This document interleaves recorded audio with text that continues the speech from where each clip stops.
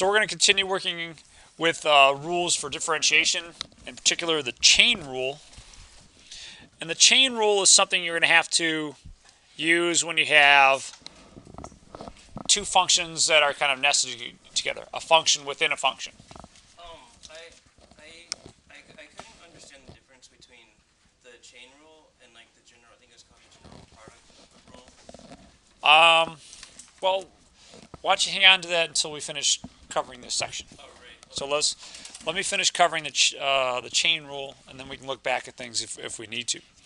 So the chain rule is something you're going to have to use when you have a function of a function. And let's see if we can't recognize some of that. A lot of times you have functions that are really composed of two different functions. So we'll have something that's y equals f of g of x. And you can break that up into kind of an inside function and an outside function. So we can let u equal g of x be our inside function, and y equals some function of u. That's our outside function. So we got an inside function and an outside function. Let's see if we can't visualize or rewrite some of these functions as a function of a function. So problem number 2 is y equals 1 over the square root of x plus 1. And you can kind of break that up into two functions. So let's see if we can't figure out an outside function. The outside function, or the big picture, is that you have 1 over the square root of something. That's the big picture in this. What's the small picture? What's the inside function? What does u equal, in other words? X plus 1. So you've got your outside function, you've got your inside function. Likewise, problem number 4 here. Y equals 3 times the tangent of pi x squared. As before, we want to turn this into an outside function and an inside function. Let's start with the outside function. What's the big picture in all this? I mean, what's your function of u? Yeah. So yeah, 3 times the tangent of u. Now that leaves us to determine the inside function. The inside function would be pi x squared. If you put these together, f of g of x, you get exactly what we started with. But in breaking it down like this, we can start to see where we're going to end up having to use the chain rule, because we're going to use the chain rule to differentiate functions that are compositions of other functions like this. Last one, problem number 6. Y equals the ln of x cubed. I'll give you a second to try this one.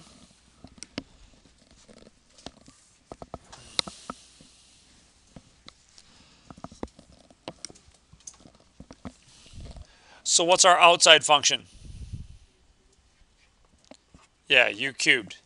And then your inside function is u equals ln of x.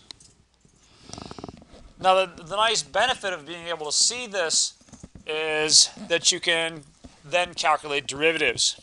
There's a couple ways you can think of the derivative formulation of the chain rule. Let's look back at one we saw the other day.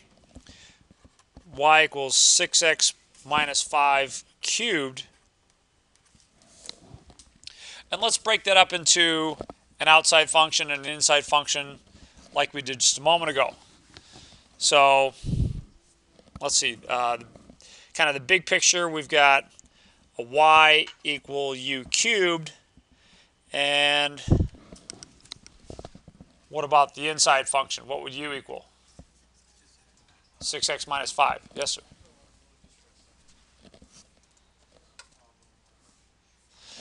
So 6x minus 5. All right.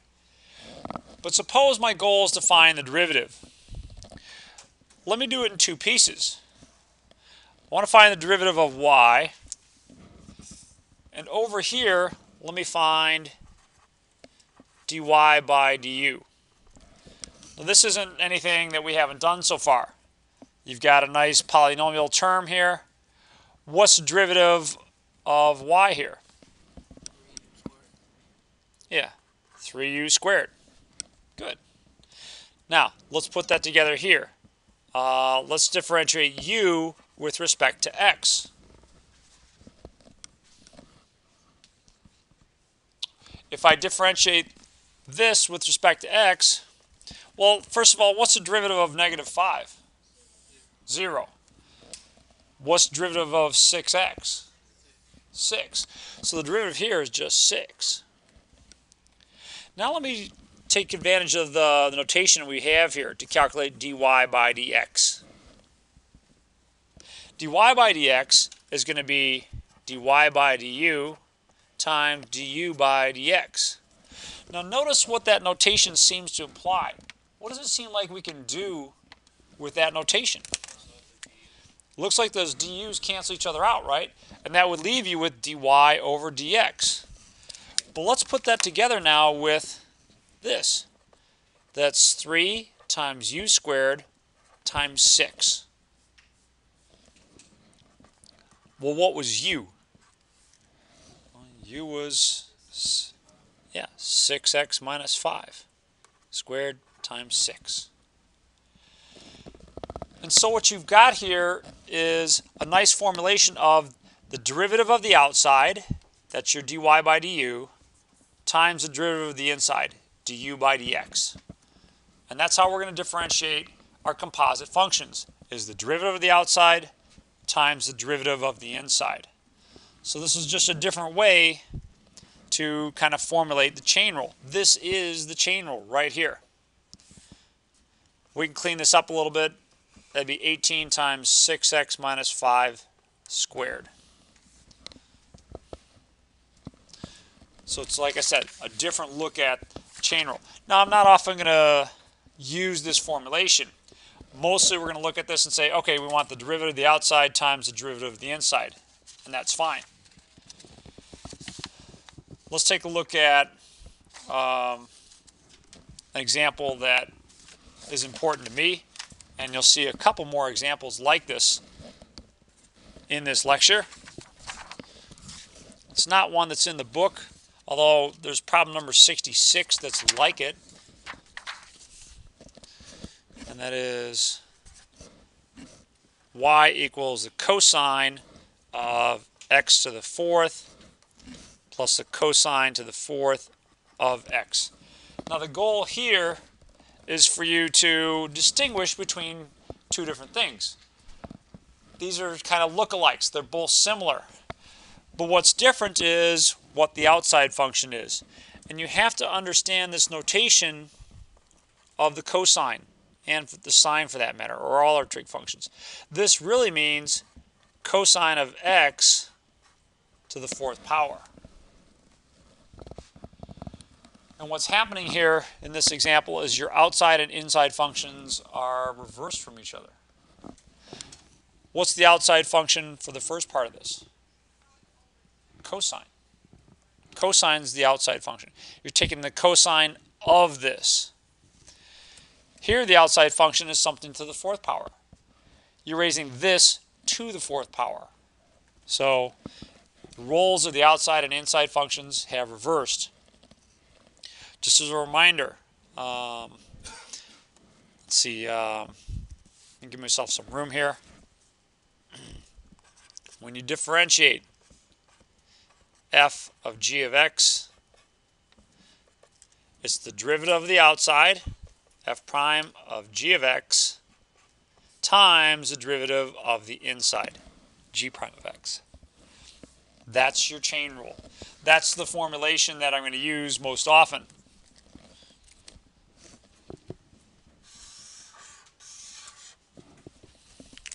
So let's see if we can apply that to the above example. The outside function is the cosine. So what's the derivative of the cosine? Negative sine. So we'll call it y prime. It's going to be negative sine of x to the fourth times the derivative of the inside. Derivative of the inside? Anyone? Yeah. 4x to the third. Good. 4x to the third. Now over here, the outside function is something to the fourth power. So how do you differentiate something to the fourth power? Good. So 4 cosine of x to the third, and now times the derivative of the inside. What's the derivative of the inside going to be? Negative sine x. Is there only one person that's with me on this? All right. There's not much you can do in terms of cleaning up. I'd probably just rewrite that as minus x cubed sine of x to the fourth. Let's see. So minus 4x cubed sine of x to the fourth minus 4 sine of x cosine cubed of x. So I'm going back to a more traditional notation for this. But please understand that when you write the cube here, you're cubing the whole thing, not just the x. That's a good one. We'll take another look at something like that. In fact, you know what? Let's jump right into that. Let's take a look at problem number 66. Pretty similar to what we just saw.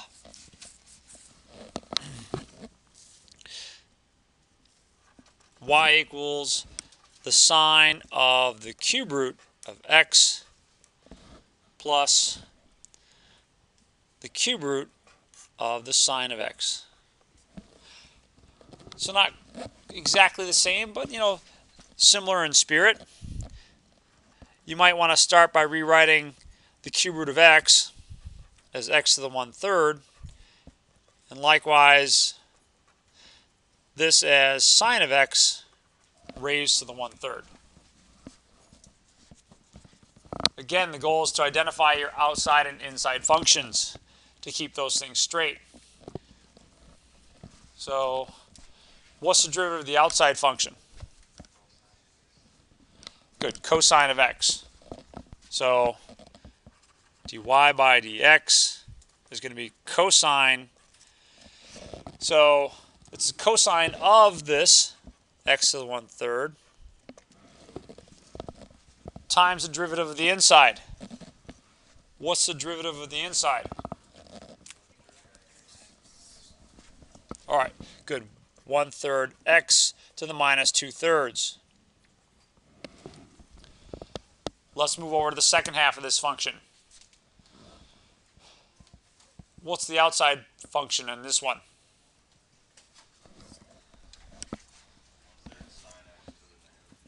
Something to the 1/3 power.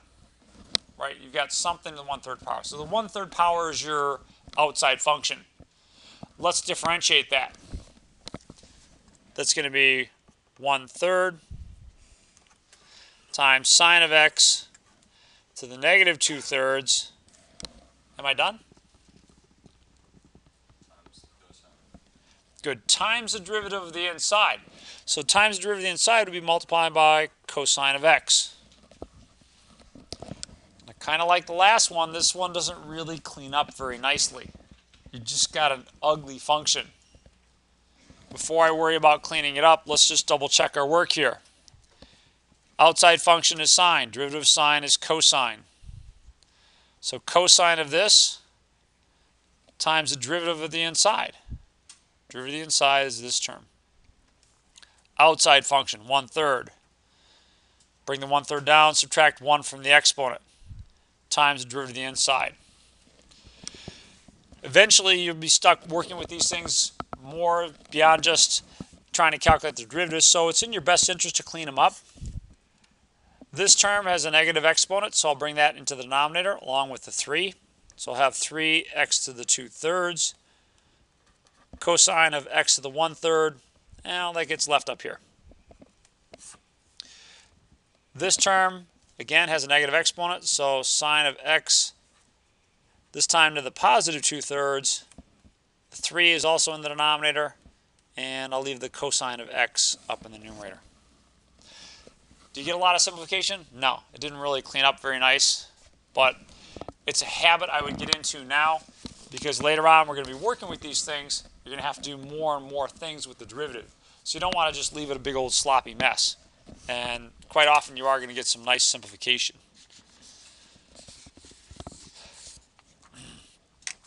Okay, how are we looking on 66 there? Is that our one all right? Yuri? Something? No? You're okay there?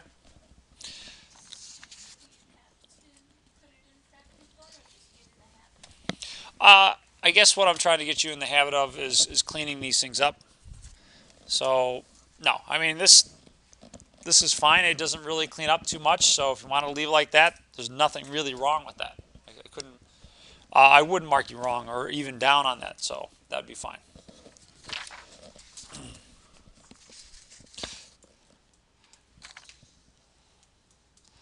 Let's try problem number 126. This is an example of one that's going to clean up if you spend a little time when things are all said and done. So f of x is 6 times x cubed plus 3, or excuse me, x cubed plus 4 raised to the third power. And we're going to find the first two derivatives. So we're going to find the first derivative, and then we're going to find the second derivative. Let's work on f prime first. So this is another one where you have to use your chain rule. You're going to kind of ignore the 6 because that's a constant. And let's worry about differentiating x cubed plus 4 to the third power. If it's a constant, and you're multiplying it by the derivative of f, wouldn't the whole thing be 0? Not exactly, because what's going on with that is you can really think of this as an example of the product rule. All right, so when you differentiate a product, u times v, I get u prime v plus v prime u. Right? All right, well, my u in this is 6, so the derivative of 6 is 0 times v plus 6 times v prime. So basically what I have to do is I have to differentiate this part and then multiply the result by 6. So this, it doesn't just all turn to 0 just because of a constant. You might remember at the beginning of our work on differentiation, I said that if we have the derivative d by dx of a constant times f of x, what happened to that? Well, take the constant out. It's a constant times the derivative of f of x. And the reason for that is because if you applied the product rule here, that first part is going to be 0 times this. So you get the derivative of a constant, which is 0. So basically, this is the result of the product rule. All right, does anyone want to calculate the first derivative? All right. Times, and then times the derivative of u, right? So 3 times 6 is going to be 18. X cubed plus 4 squared. But we're not quite done there, are we? Trevon, what else is left? Go ahead. Good.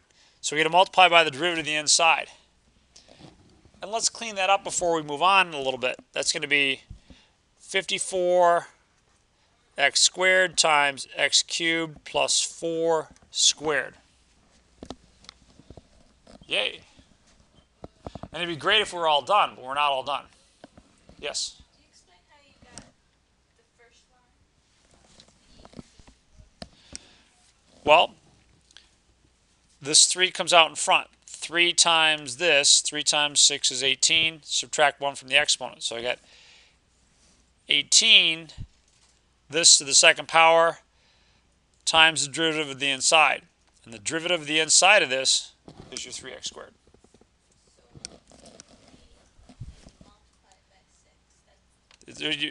Well, the 3 multiplies what's out in front. So Didn't really matter that I had a 6 or something else, but yeah, the 3 was 3 times.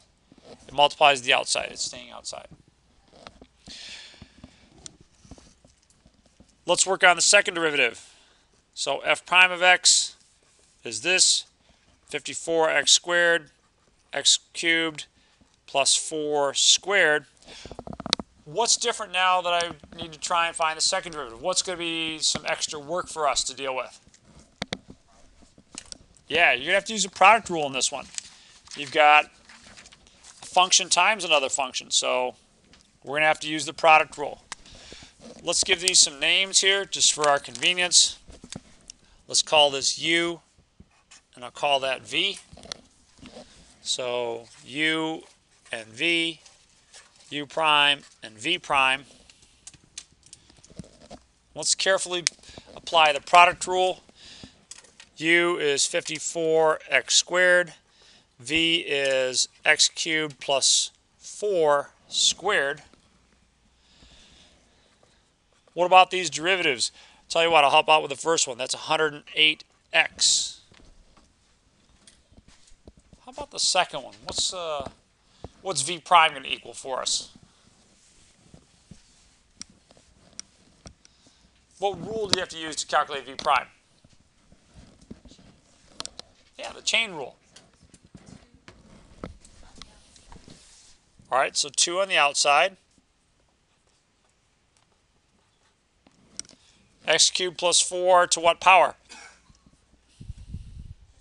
First power. I'm not going to write first power because sometimes it looks like a derivative, so it's just to the first power. Is that it? Times what? 3x squared. Times 3x squared, times the derivative of the inside. So let's clean that up just a little bit here. Overall, that's going to be 6x squared times x cubed plus 4. I'm not going to distribute that. I just combine these two terms outside the binomial. Let's calculate f double prime of x. F double prime is going to be the second derivative. And because I've got a product here, I need to calculate that using the product rule. It's going to be u prime times v plus v prime times u. Let's see how that shakes out.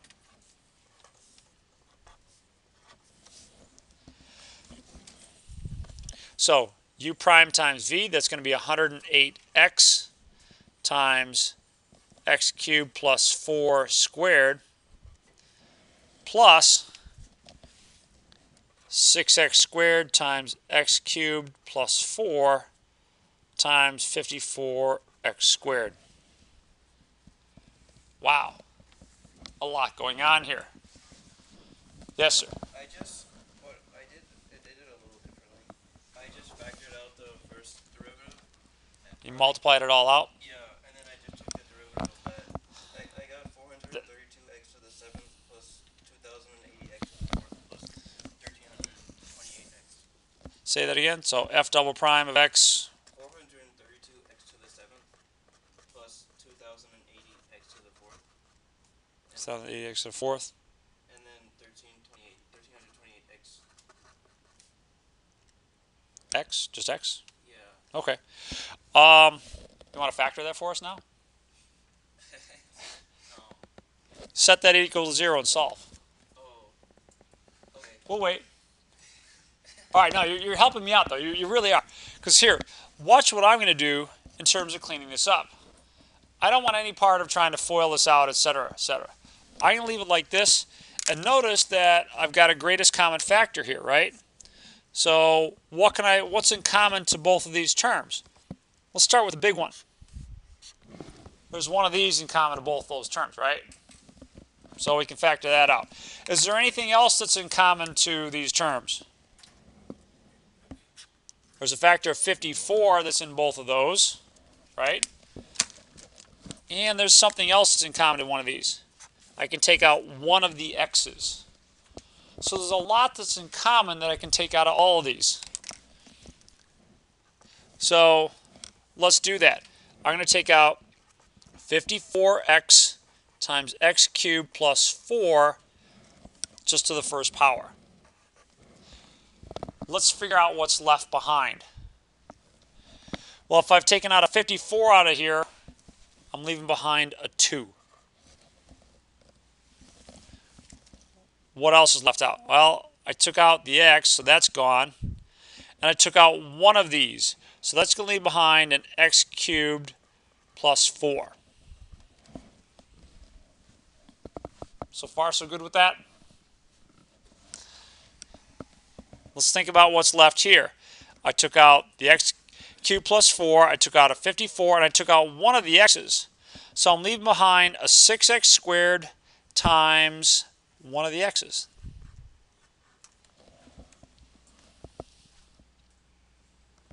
Now, let's clean this up a little bit. In fact, let's do it in one step. 54x times x cubed plus 4.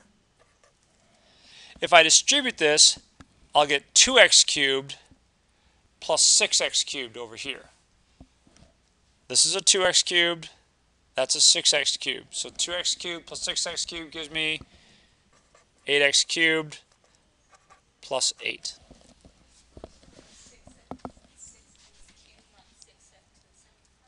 Well, it's 6x to the second power times x. So that's where I get the x cubed from. And I added that to the extra 2x cubed to get 8. So, wow, I've got this all factored. I can set this equal to 0 and solve. I can figure out where, eventually I'll figure out where this is increasing and decreasing, or where it's concave up and concave down, etc. But it's nice to have it all factored like this. And did you see the trick in terms of what we did there? So, yeah, I mean, I don't know if this is right or wrong, and I'm, not wanting to doubt you, but boy, you'd have to factor this, and then, oh man, I'm not looking forward to that. I think this is a little bit more user friendly. So, no, I appreciate the comp. Help me out here. Are you okay with what we did though? I mean, aside from the factorization, I mean, this featured the chain rule, and that's what you got to get good at. That's what this section is all about: is practicing the chain rule. Let me introduce a couple more rules for you. You know what? Let's see. Yeah, let me introduce a couple more rules for you. So let's move on to some more rules for differentiation. More rules.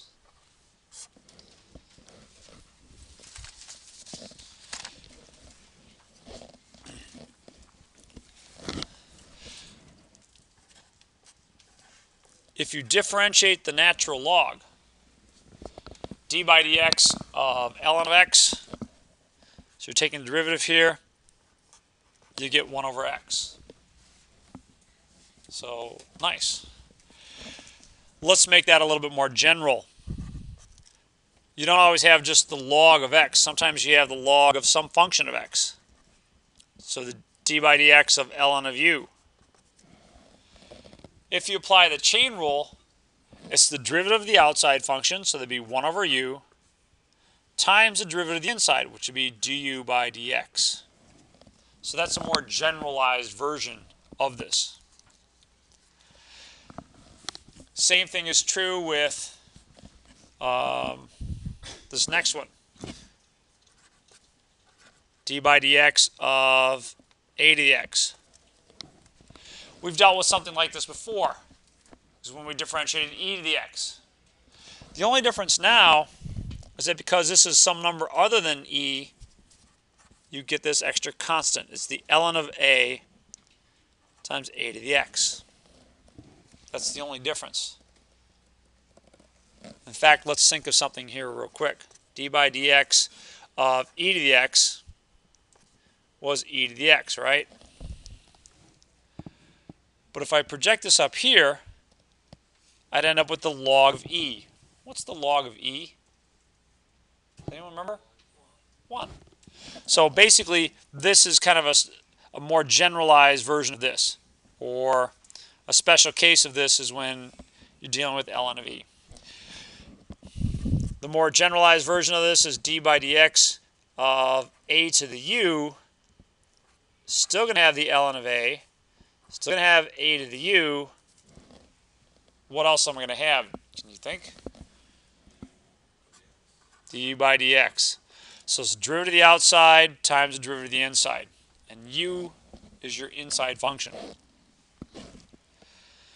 So it's this one and this one that are really the new definitions here. I'll give you one last one here. And that is d by dx of log base a of u. Well, kind of like this one, you're going to have this extra annoying constant. It's 1 over the ln of a times 1 over u times du by dx.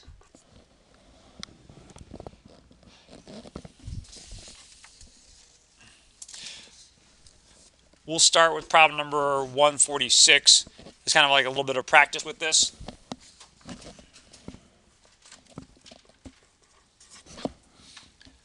So d by dx of the log base 10 of 2x. So we're going to be using this last rule here. Our outside function is the log base 10. The inside function is 2x. Can anyone spot a for us in this? What's a going to equal? Good. There's your a. A is 10. So the derivative is 1 over the log of 10. There's 1 over the natural log of 10. What's u for us in this case? Good. There's your u. U equals 2x. So it's 1 over 2x times the derivative of 2x. Derivative of 2x is 2. That 2 and this 2 are going to cancel. I'll be left with 1 over the ln of 10 times 1 over x. You can bring those two together if you'd like. It doesn't really matter.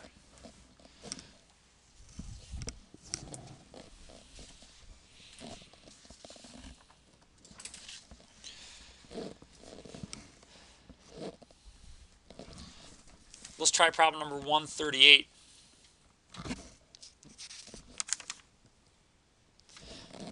G of x is 5 to the negative x. So we're going to have to use this rule right here. See if you can't find the derivative of g of x.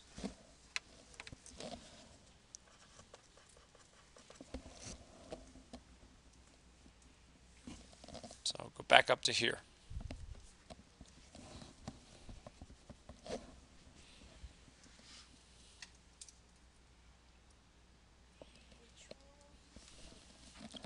This one. Well, you have a fixed number, which is your a, some power. So a to some power. U is kind of like a universal function. It just stands for some general function that you have up here in the exponent. So it's whatever your exponent is. In this case, u is negative x.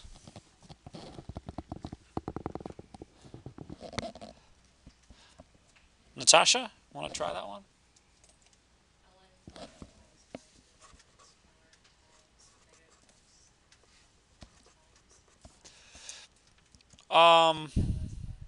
Okay, so the last part is going to be the derivative of the exponent. So I want to differentiate, so this would be times the derivative of negative x. So that's the last part of this. Yeah, so just negative 1. So that negative 1 I'll bring out in front, minus ln of 5 times 5 to the negative x. Yeah, good job.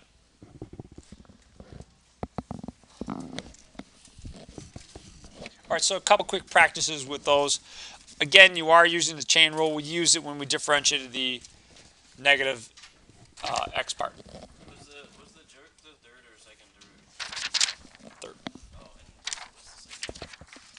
acceleration. Oh, right.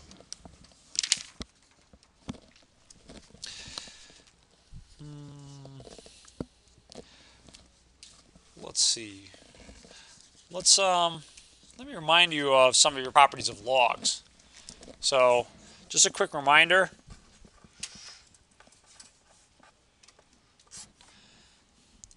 We'll start with the log of a product.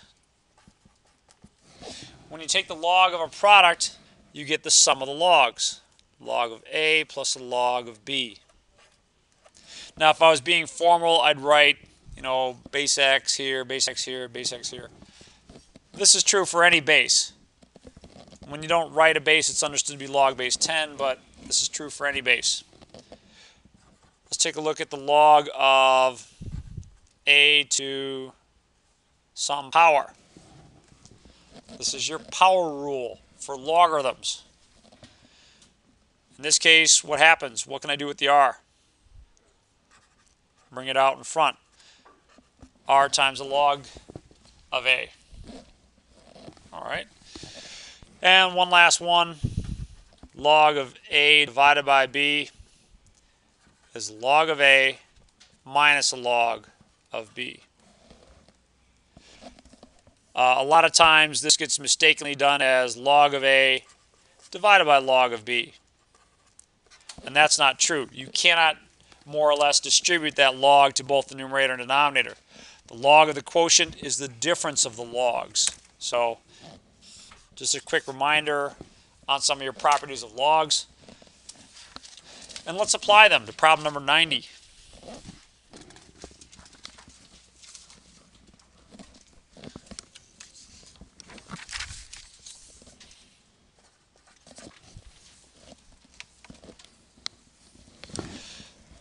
So y equals the ln of the square root of x squared minus 9. I want you to stop and think for a moment about what a mess it would be to try and differentiate this as it's written. Yeah. Do we have to memorize all these rules? Let me tell you in Spanish. Sí. So, hopefully your rules of logarithms are stuff that you remember. All right. Now, my goal here is to make this one easier, but think about what you'd have to do to differentiate it as it is. You'd have to apply the chain rule a couple times, because your outside function initially is what? The ln. So you'd have 1 over this times the derivative of this. But then the derivative of this has another outside and inside function. Your outside function then would be the square root function, then the inside function would be a polynomial, and you have to again use the chain rule. Ugh. So let's see if we can't figure out a different way to do this. And it starts by rewriting this as x squared minus 9 to the 1/2 power. Doesn't look like a big change, but it's a very, very helpful change. What does that allow me to do? All right, bring the 1/2 out in front. So that's nice, because now that 1/2 is a constant, and I don't have, another nested inside function anymore. So that's good. What else can we do? Does anyone recognize anything special about x squared minus 9? Yeah, x minus 3 times x plus 3. Right? It's the difference of squares. All right, but that doesn't seem like it got us anywhere, at least initially. But it does help. Now what can you do?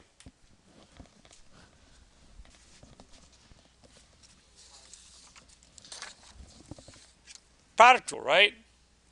You get the log of a product, turn it into the sum of the logs. Now here's a mistake that gets made quite often. Let's see if you can spot it. My product rule says that it'd be the log of x minus 3 plus the log of x plus 3.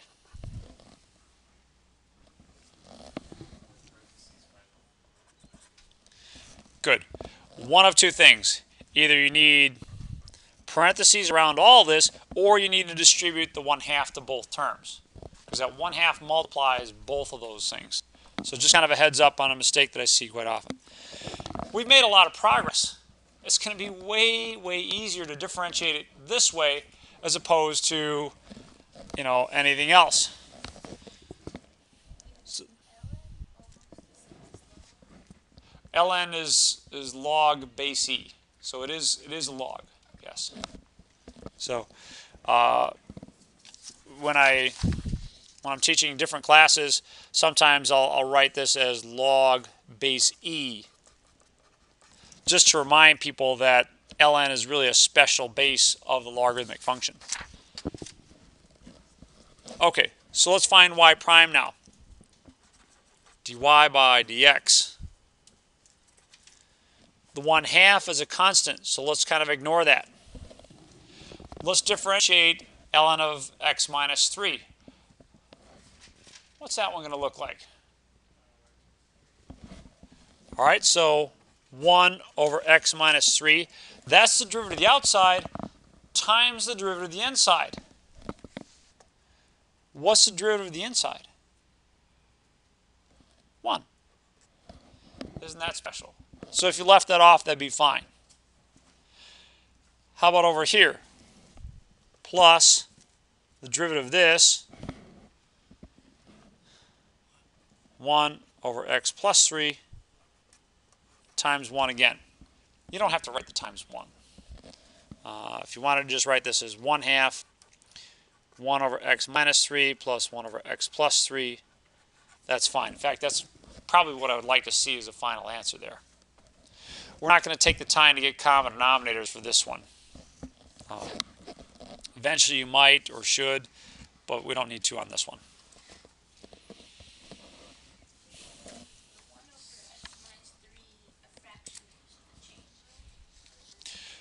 It's because of the rule for derivative of the natural log. When you differentiate the natural log, you get 1 over this times the derivative of that. So in this case, it was 1 over x minus 3 times the derivative of x minus 3. And the derivative of x minus 3 happened to be 1.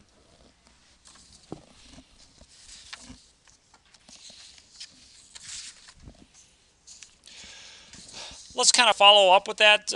Problem number 76. It's a good kind of dovetail on this one. This time you have the ln of 1 plus e to the x over 1 minus e to the x. Can someone start us out? Liam, thanks for volunteering. How would we start out on this one?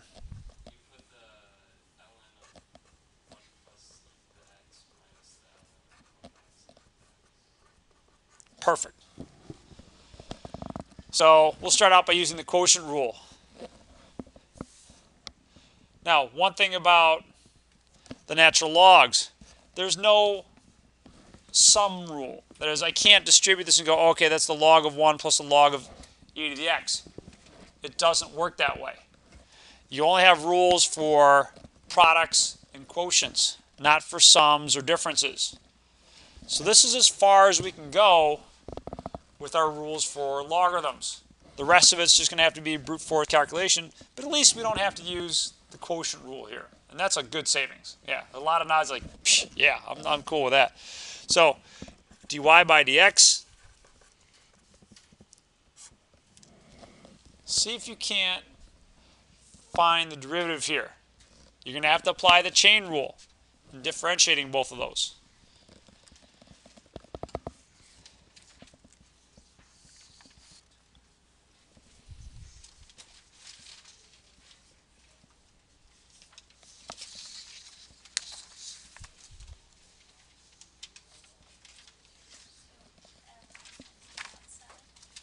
ln's the outside, this is the inside. So remember, when you differentiate ln of u, it's 1 over u times the derivative of u with respect to x. While you're working on that, I'll do a quick sound check here. Make sure we still have, yep, still in good shape.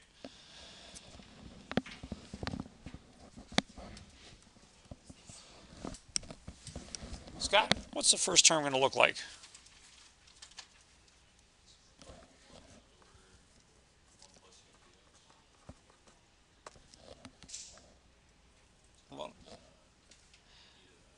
Good. The derivative of this is just going to be, well, derivative constant is 0. Derivative of e to the x is e to the x. So 1 over e to the x times e to the x. Cool. Minus. More or less the same thing's going to happen with the next term, right? My inside function is this. The outside function is the log. So I get 1 over this times the derivative of this. What's the derivative of this? Negative e to the x. Good. So negative e to the x. And a negative times a negative gives me a positive. So overall I get e to the x over 1 plus e to the x plus e to the x over 1 minus e to the x. These are not like terms. You can't add these together because they don't have common denominators. For those of you who are just dying to try and do something, you could, if you really, really wanted to, factor out an e to the x from the numerator. But I don't think it really gives us much. I'd be happy with either of those in terms of a final answer.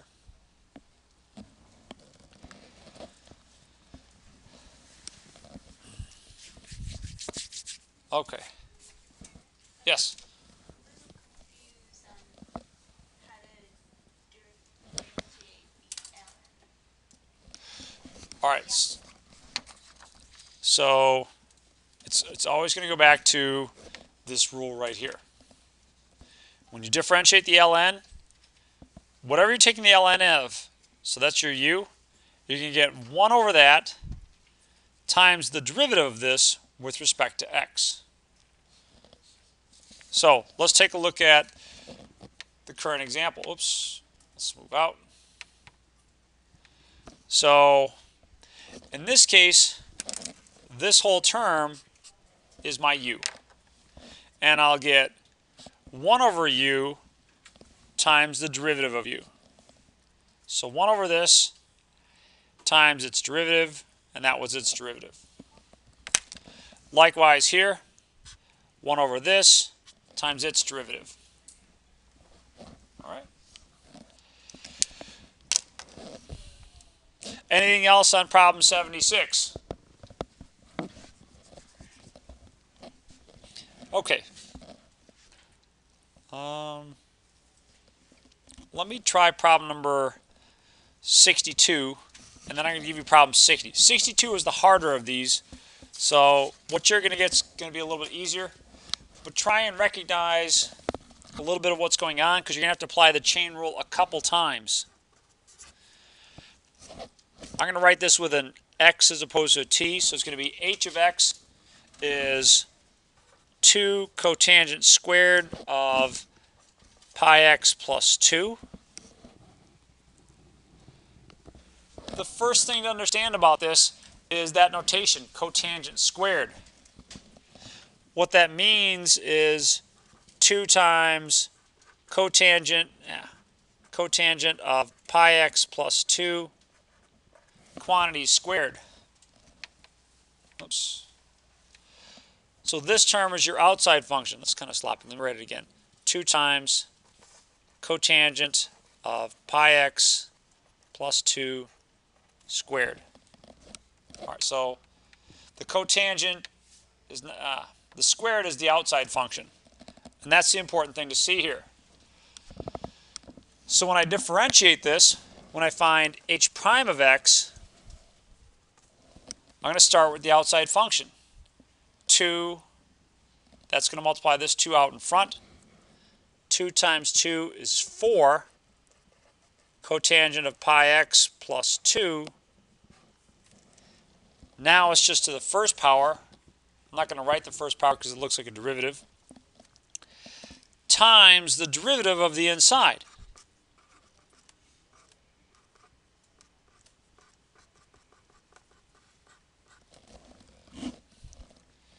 Now, usually I don't pause to kind of write down this step. Usually I just calculate it. But we will in this case. Does anyone remember what the derivative of the cotangent is? Close. Minus cosecant squared. All right, so. All right. But let's take a look at what we did. We differentiated the outside. times the derivative of the inside. We have yet to differentiate this. That's why I've got the d by dx here. We have to take the derivative of this. So it's going to be 4 cotangent of pi x plus 2. When you differentiate the cotangent, you get minus a cosecant squared of this. And I'm still not done. Cotangent was your outside function. What's the inside function? Pi x plus 2. What do I get when I differentiate the inside function? Just pi, right? Derivative of 2 is 0. Derivative of pi x is just pi. And that's it. Finally, that's it. I guess I would clean it up. If you notice, I've got a constant of pi, a negative, and a 4. Let's take those all out front. Minus 4 pi. Cotangent of pi x plus 2 times the cosecant squared of pi x plus 2.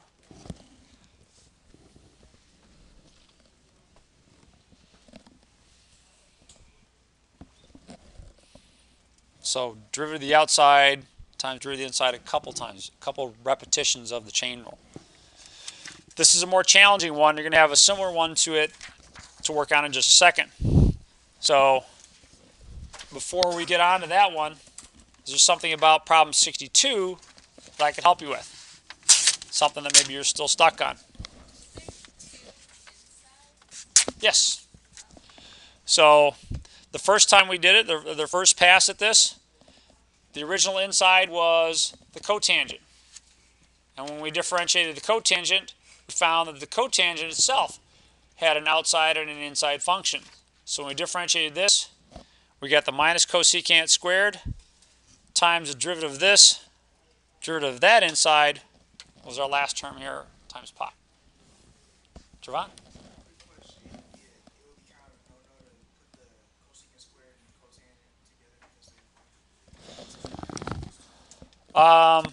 Well, I'm not sure which way you could put them together. Cosecant squared. Oh no, you can't. Yeah, you can't factor out the pi x2 in any way, shape, or form. Yeah, it'd be. I mean, factoring that out would be like having the square root that was empty. You need to take the square root of something. Likewise, you have to take the trigonometric function of something. There has to be something there. So it's a good question. By the way, a lot of times what I'll see people do is try and use the product rule here. Derivative of cot times this plus the derivative of this times cot. You can't apply the product rule to something like this. It's just the chain rule. So your turn. Problem number 60. G of theta is the cosine squared of 8 theta.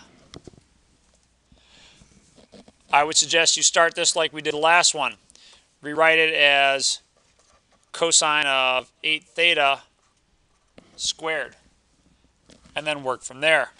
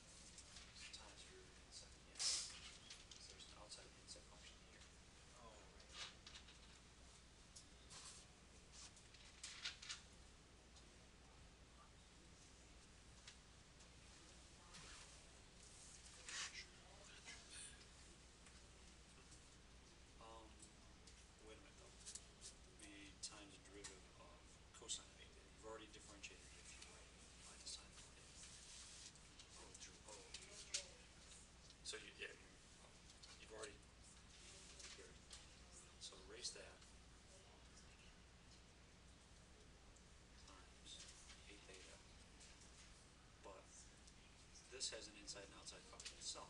So derivative of the outside is this. Right. Times derivative of the inside. Differentiate the inside. Oh, okay. Thank you. Did you set that onto it? No. Let's look at this part right here. Differentiate this. What's the outside function? Oh, 1 times cosine of theta. It's just cosine. Cosine's the outside. Right. Times derivative of the inside. Oh, 8 theta. Derivative of 8 theta is 8. Right. You got an extra something going on here. Oh, okay. This shouldn't change. It should be 2 cosine of 8 theta to the first power. Not a derivative. Yeah, no, I understand. Oh, okay. But it should be this to the first power inside there. You differentiated it twice. You differentiate the outside and the inside at the same step. Oh, okay.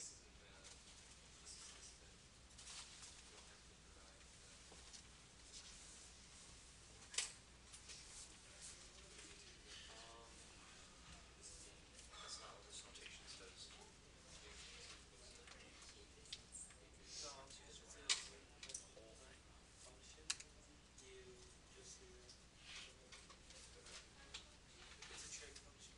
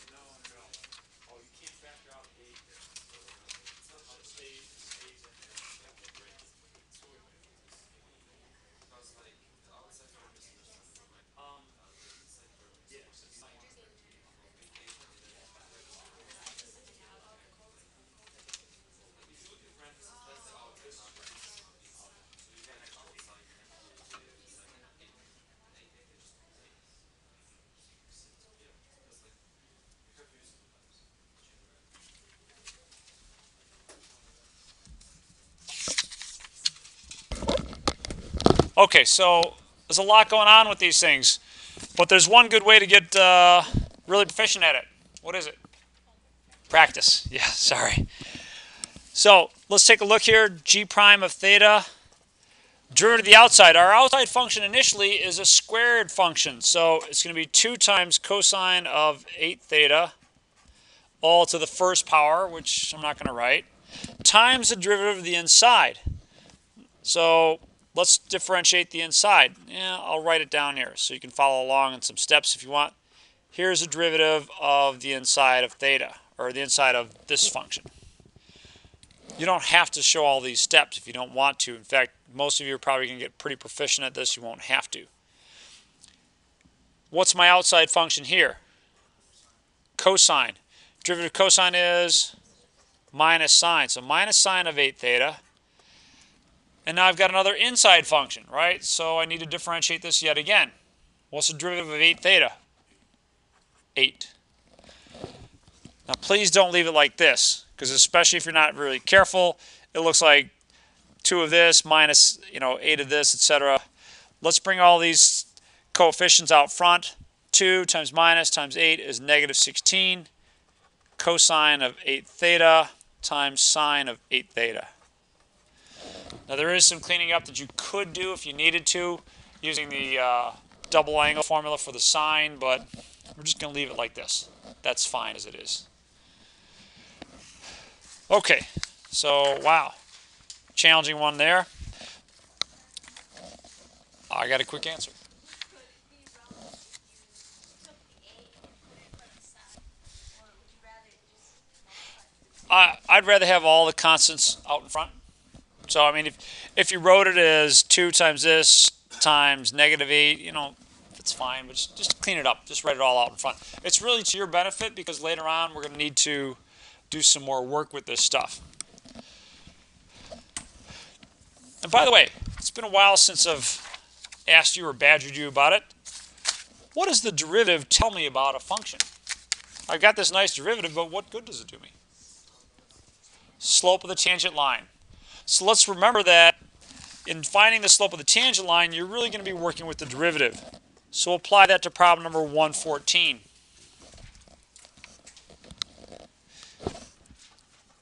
F of x is 9 minus x squared raised to the 2/3 power. Now in a test, I'll probably just give you the x value, but for reasons of expediency here in class, let's just take the fact that they give us x and y. You should be able to plug in the value of x and get the value of y. But in order to find the equation of the tangent line here, I need to figure out what? Amelia? Okay, yeah. All right, you've been saved. So I need the derivative here, because plugging in x equal 1 will give me the slope of the tangent line at this point. Let's start by calculating f prime. You've got an outside function and an inside function. Let me give you a minute to work on that.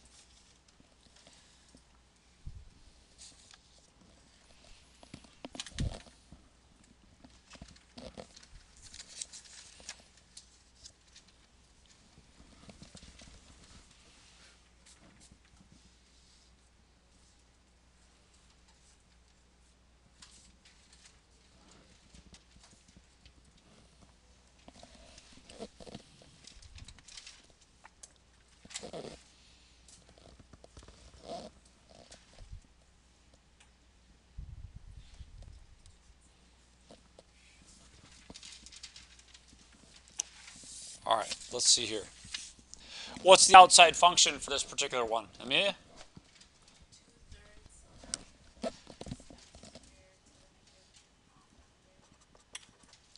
All right, so the outside function is something to the 2/3. So when we differentiate, it's going to be 2/3 times 9 minus x squared to the negative 1/3. Was that it? That's the derivative of the outside. What else do we need to multiply by? Good, thank you. Times negative 2x. Probably not a bad idea to clean this up. You've got a 3, and this term, which will be in the denominator, 2 times negative 2 is going to be negative 4x over 3 times 9 minus x squared raised to the 1/3. That looks good. And thanks, Amelia. All right, so we got this derivative. But if my goal is to find the equation of the tangent line, does that help me? Yeah. What can I do now that I have f prime of x?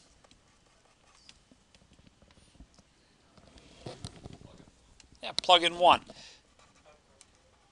would you use the difference of squares for? Oh, never mind. Okay. Yeah, there's no reason to use difference of squares here. It would just make the differentiation more of a pain. So f prime of 1 is going to be negative 4 over 3 times 8 to the 1/3 is 2. So we end up with negative 4 over 6, or basically negative 2/3. So there's our point. Let's figure out the equation of the tangent line. Going back to our favorite. You're going to get a lot of work out of this formula, the point slope formula of the equation of a line. So y minus 4 equals negative 2/3 times x minus 1. And I'll leave it to you to finish solving there. You can solve it while I graph it.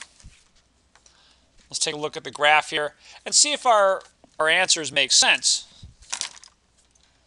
So go over to Desmos. Here's our function. Quick little review question for you. At what values of x is f of x not differentiable? Where does the derivative not exist for this function? Good. Plus or minus 3, 3 and negative 3, yeah. You've got corner points here, so it would not be differentiable there. Here's your function. Let's throw in our point. The cool thing about Desmos is that I don't have to solve for y. Yay. I'll let you guys solve for y. And there's your equation of the tangent line. Does it look like we hit it right? Does that look pretty convincing? Looks good to me. Please.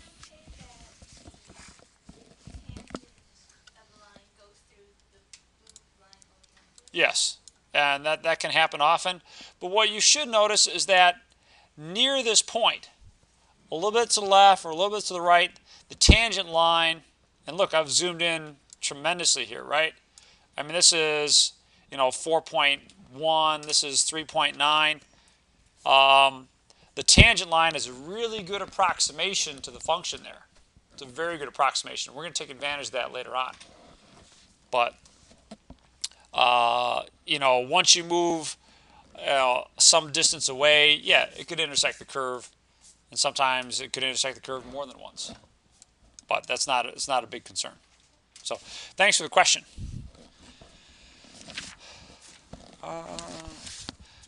Well, I hope you're feeling better about section 3.4. Let me give you some homework.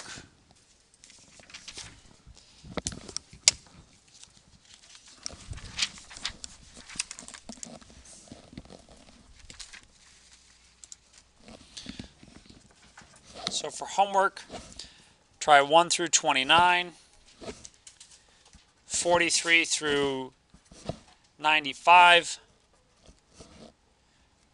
105, 113, 125 through 129, 133, and 137 through 141. So I tried to be pretty choosy on those. I didn't just assign, 150 problems or anything like that. Actually, wow, there's 196 problems in this section.